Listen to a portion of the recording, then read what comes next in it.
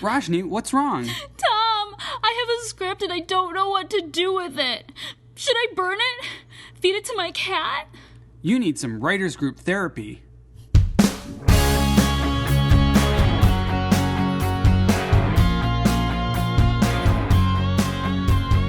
Hello and welcome to Writers Group Therapy. I'm Tom. And I'm Rashni. We're writers helping writers. Ready for your session? The doctor is in. Okay, the age-old debate, good versus evil. Evil wins. Evil wins every time. Wow, okay. No, I'm just kidding. Enough said. We know Tom's thoughts on the subject. No, okay, so this has always bothered me, and I'm not like a big superhero, like I don't follow all the comics and stuff like that, but why is it that whenever there's a good versus evil thing, it's like there's one evil person and like 10 good guys that have to go up against him? I'm like, what message are we sending people? Why is evil so much stronger than good? Well, it's the lure of the dark side, just like in Star Wars. You know, you have Darth Vader and his whole empire versus this ragtag group of rebels. So, and the Jedi, in their few numbers, were trying to keep peace in the whole universe. So, if everybody's good, then it's easy. But when you have evil, they're able to advance their cause more widely and okay, but if control evil people. Is that strong, then it should be able to just stamp out good immediately. If it's that strong. Think about it. You know, like using Star Wars as an example, using any superhero movie as an example, especially things like The Avengers, Justice League, where there's a group of good guys, The Incredibles, right? They're just kind of chipping away at the bad guy. You know, they're kind of just like poking and prodding him and annoying him a little bit. If evil is that much stronger, which they always show it in the movies because it's like pretty much total control of the entire world, universe, what have you, they should just be able to step on light like it's a bug and stomp it out. Well, that's the enduring spirit of the good. The good have to, survive enough to overcome the evil. So it's the test of your ability, of your character to be able to overcome all those obstacles. If it were easy, then we'd be living under the rule of all the good guys. They would be. In fact, there are some superhero stories in the Justice League universe where Superman decides that, forget it, I'm just going to rule over everyone because they're so evil, and I can control everyone because I can just zap them with my eye beams. Which then that makes him a bad guy. Exactly. But in his mind, and this is the thing with evil in any story, is the bad guy is always the hero of their own story. In Star Wars, Darth Vader just thinks he's trying to bring peace and order to the universe. But sometimes bringing peace and order means stomping out creativity and individuality and freedom of choice and freedom of will. Because if people do whatever they want, then you have people who are going to abuse that freedom and do bad things. So the question is, at what point does oppressing evil people or bad people for the good of the society become evil in itself? But the good people are always weaker, and they have their own besetting faults, so they have a little bit of darkness in them, whereas the evil guys are like 100% evil, except for Wonder Woman. We've discussed this before. She's a little too perfect. I loved the movie, but she has no character flaws. She has no weaknesses. She fights the Nazis, not a hair out of place, nothing. Like, there's nothing, she's not, super tempted by Steve, and that could be a besetting flaw. There's nothing that gets her.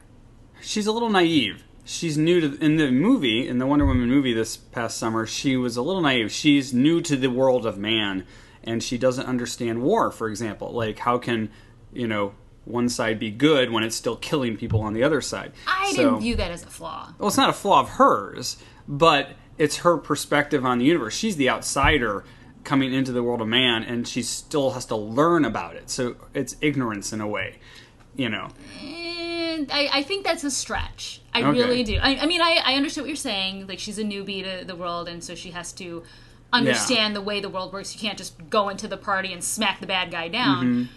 But at the same time, that naivete isn't a hindrance. Yeah. It doesn't hurt her cause in any way. If anything, because it's so pure, because she has such a pure love for, mankind and saving people, it makes it stronger. Yeah.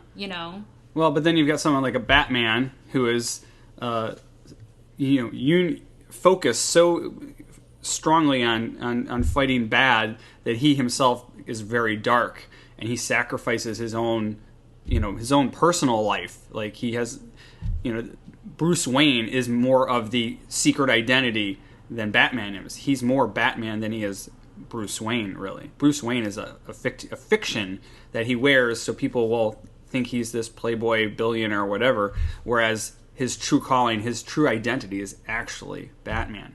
So he sacrifices, part of his person to be the hero, like they say in the movie, that we need, not that we deserve, or whatever. But he still has some flaws. Like, he's prone to anger, and he can be a little, like, of an aloof jerk. Crosses like, he's got the line. That douchebaggy vibe, I wonder, I mean, maybe if the light side was a little too perfect, maybe we wouldn't want to watch those movies. Oh, right. If you go to heaven and everything's flowers and roses and unicorns, a lot of people think, well, that's kind of boring. Like South Park actually made hell out to be the fun place.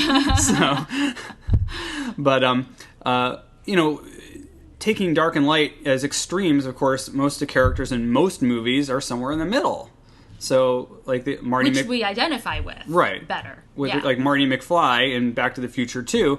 He's just a kid who's trying to save his friends and his family, but he's the one who gets the sports almanac because he's greedy. He wants to be able to go back in time and then bet on sports things and do what Biff actually does and make all the money and take over the town. So there's the internal flaws of the hero, and then you even have the anti-heroes like Mad Max and I'm trying to think, some of the Suicide Squad people. They're bad guys doing good, whether they want to or not. Gru from Despicable Me. Yeah, Gru. Where they learn to be good, or they learn the value of working together, like the Suicide Squad, or we throw different kinds of people together, and you have the good and the bad actually interacting and trying to find altruistic endeavors that they can actually help people with. So are we kind of beyond because I feel like maybe in the 80s and 90s people really liked the good versus evil, and it's clear cut and who's bad, but now we're kind of moving to a trend where the bad guy can be good, and it's cool, and you actually kind of like that, and if the good guy turns bad, you kind of don't mind it. Well, in the Marvel universe, we've got the Punisher, who is a vengeful character whose family was killed, and then he starts taking revenge on all those people who are bad. And there are some other people in the same universe. In fact, the Netflix series, there's a big question of whether or not he's good or bad. We don't know, because there are the heroes who say you can't go around doing that because that's not right. That's evil to kill or whatever. Do justice in your, to be your own judge, jury, and executioner, so to speak. But my question is, why do we like that? Why is there that trend? Well, we all like to see the bad guy get it, to get what he's got coming. And if you write a really bad character, like, you're really ready for that. When you get to that point in the story, and you're like, okay, here it comes, and the good guy finally, gets the bad guy, and then you're like, yeah, he gets what's coming to him. Now, or do we like knowing that bad guys can be redeemed as well? Maybe we're a little more compassionate as a society. Well, Darth Vader, Anakin Skywalker, does redeem himself at the end of Return of the Jedi. He throws the Emperor down the hole blows up and saves Luke. So, there's that one, as Luke always said, there is still good in you. So nobody is ever completely evil or completely good. There's always, which makes it a little more humanity realistic, in there. Yeah. Because it's not so clear cut. You're gonna laugh because you know how much I love this show, but in My Little Pony, I think they've redeemed every single bad guy except for 2. Oh, yeah? One because he's a spirit, I don't think they could ever reach him, and the other one just, I don't know, I think they needed another bad guy. I didn't know there were bad guys in My Little Pony. There actually are. I think there's at least 4 or 5. Yeah. And they've redeemed pretty much every single one. And I mean, it fits with the theme, friendship is magic, so of course they're going to want to forgive people, and very strong themes of forgiveness and, accepting people. But yeah, I feel like there's a bigger trend now to have the lines be blurred with quote-unquote bad guys or good guys. Not everybody is 100% bad or 100% good. And we kind of like having when people turn or are redeemed. Mm-hmm. Well, there's always the, walking a mile in someone else's shoes. So again, the so-called bad guy's got his own story.